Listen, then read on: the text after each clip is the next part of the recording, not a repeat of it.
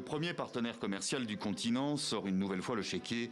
C'est la promesse d'un soutien financier de 50 milliards de dollars sur 3 ans, sous forme de prêts, avec à la clé la création d'1 million d'emplois. Et la Chine se dit prête à approfondir sa coopération avec l'Afrique à tous les niveaux. La Chine a décidé de retirer les taxes d'importation sur les produits venant de tous les pays les moins avancés qui ont établi des relations diplomatiques avec nous. L'ouverture du marché chinois, c'était déjà une promesse il y a 3 ans lors du forum de Dakar sur la coopération sino-africaine. Pékin promettait de porter ses importations en provenance de l'Afrique à hauteur de 300 milliards de dollars. Elles ont timidement dépassé les 100 milliards l'an passé en raison notamment de la chute des cours des matières premières.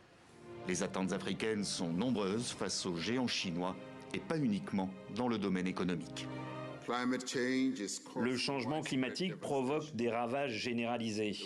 Le monde prend du retard dans ses efforts pour atteindre les objectifs de développement durable. La concurrence mondiale pour les minerais essentiels alimente les rivalités géopolitiques. Les ressources naturelles africaines dont la Chine met tout en œuvre pour en garder un accès privilégié, notamment au niveau du cuivre, de l'or et du lithium.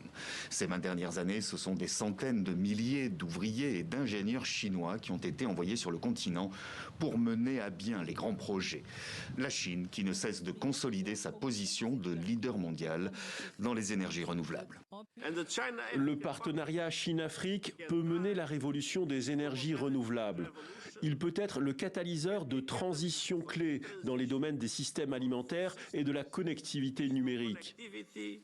Au-delà des investissements en tout genre, pour les pays africains, le principal enjeu est de convaincre la Chine de la nécessité de rééquilibrer leurs échanges. De nombreux pays sont lourdement endettés en raison justement des prêts chinois dont les investissements profitent avant tout à Pékin.